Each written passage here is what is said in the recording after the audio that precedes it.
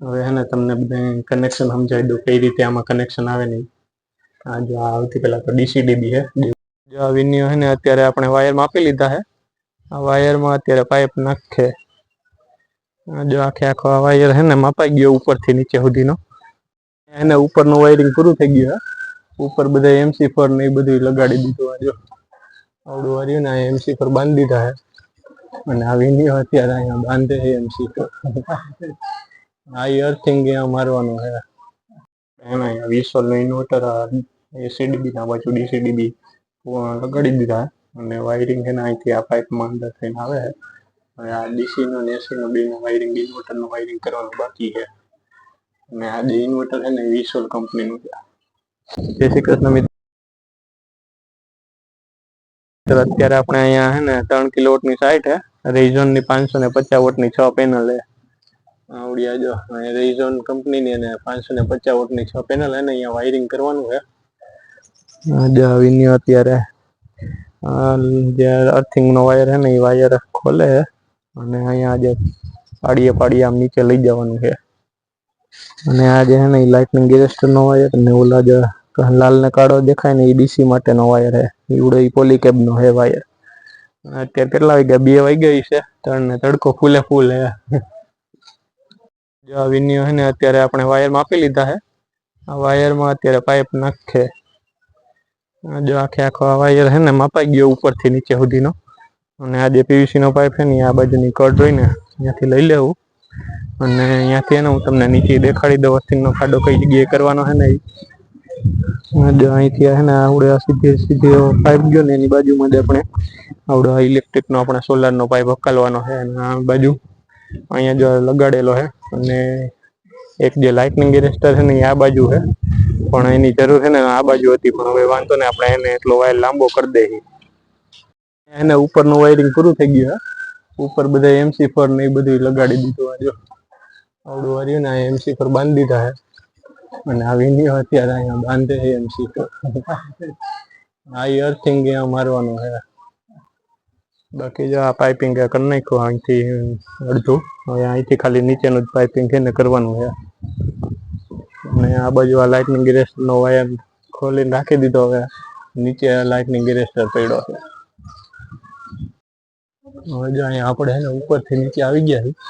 અને વાયર જે પાઇપ રહ્યો ને અહીંથી આ ઉપરથી સીધે સીધા અહીંયા નીચે આવી ગયો. અહીંયાથી અર્થિંગનો ખાડો રહ્યો ને અહીંયા અર્થિંગનો ખાડો છે ને અહીંયા કરી દેવાનો છે.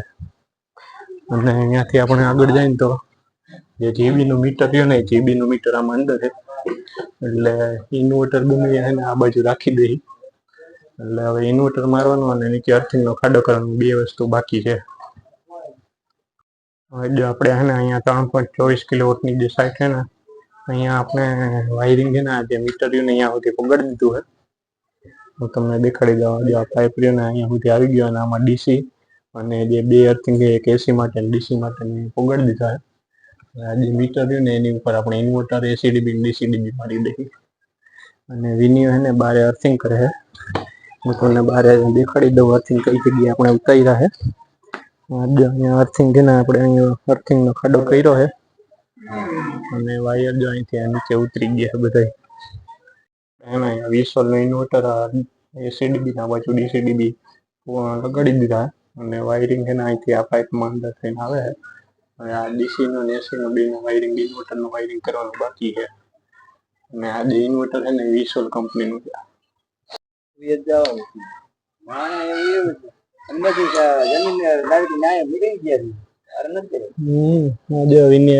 અર્થિંગ કરી નાખ્યા બધા. અને આ લાઇટનિંગ એરેસ્ટરનો પાઇપ રહ્યો ને એમાં બોલ નાખે છે. અને આ 3 અર્થિંગ ગાલે મારી દેતા ઈ પછી કરી દે ને પેલા આને મારી દે ને લો વિડિયો જરાક.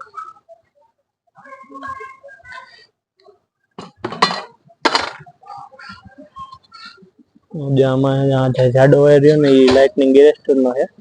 પછી આ એક જો આવડો એક રહ્યો ને એ એસી માટેનો આવડો આ જે રહ્યો ને એ ડીસી આટું છે. એટલે 3 અર્થિંગ અહીંયા કરી નાખ્યા. હવે આ જે લાઇટનિંગ એરેસ્ટરમાં છે ને અત્યારે વિન્યો વાયર ભરાવે છે. જો અહીંયા છે ને હું ઉપર આવી ગયો છું. અને લાઇટનિંગ એરેસ્ટર જે બાકી હતો ને એ આપણે અત્યારે મારી દઈ. લાઇટનિંગ એરેસ્ટરનો વાયર તો આવી રહ્યો અને અહીંયા ઉપર આ જે લાઇટનિંગ એરેસ્ટર છે ને એ અહીંયા પડીઓ લેતા આવ્યા છીએ આપણે. આજે આમાં લગી મારી લગાડી દીધી છે. આ લગ લગાડીને એને આજે અહીંયા ઉપર તમને જે વાયર દેખાય પાઇપ ઉભો દેખાય ને એમાં ખાલી એને રાખી દેવાનું છે. જો અહીંયા પાછા આને આપણે ઇન્વર્ટર પાસે આવી ગયા છીએ અને ઇન્વર્ટર પાસે જે ઉપર પેનલના MC4 અને બધું વાયરિંગ કનેક્શન કરી નાખ્યું હોય. હવે આ ઇન્વર્ટર પાસે જે ડીસીડીબી રહીને એની સ્વિચ છે ને ચાલુ કરવાની છે એટલે ઇન્વર્ટરમાં પાવર આવી જાય. એટલે જો અત્યારે MCB બંધ છે એને ચાલુ કરી દઈ પેલા તો. આજે ઇન્વર્ટર MCB રહીને એ ચાલુ કરી અને આજે ચાલુ કરીને ઇન્વર્ટર છે ને અત્યારે ચાલુ થઈ ગયા. હવે આમાં જોઈએ કેટલા વોલ્ટેજ આવે અત્યારે. PV1 માં અત્યારે તો 0 છે. હમણાં થોડીક વાર પછી વોલ્ટેજ 274 વોલ્ટેજ આવી ગયા છે એટલે ઉપરથી એના ઇન્વર્ટર સુધી પાવર પગી ગયો. હવે આ જે MCB રહીને એ અત્યારે GB બંધ થાય, GB નું મીટર આવે ને એ ચાલુ કરવાની છે એટલે અહીંયા ઇન્વર્ટર ચાલુ થઈ જાય. હવે હે ને તમને બધા કનેક્શન સમજાવી દઉં કઈ રીતે આમાં કનેક્શન આવે નહીં. આ જો આવતી પહેલા તો ડીસીડીબી છે જે ઉપરથી પાવર આવે ને ડીસી પેનલમાં એ અહીંયા MCB માં આવે. પછી MCB માંથી આઉટપુટ છે ને આ ઇન્વર્ટરમાં જાય અને ઇન્વર્ટર છે ને એ DC માંથી AC માં કરે કન્વર્ટ કરીને AC જે પાવર રહ્યો ને એમાં આપણે ACDB માં દીધો અને ACDB માંથી આ જે તમને પિંડો દેખાય ને મીટરમાં દેવાનો. એ રીતે આખું કનેક્શન હોય.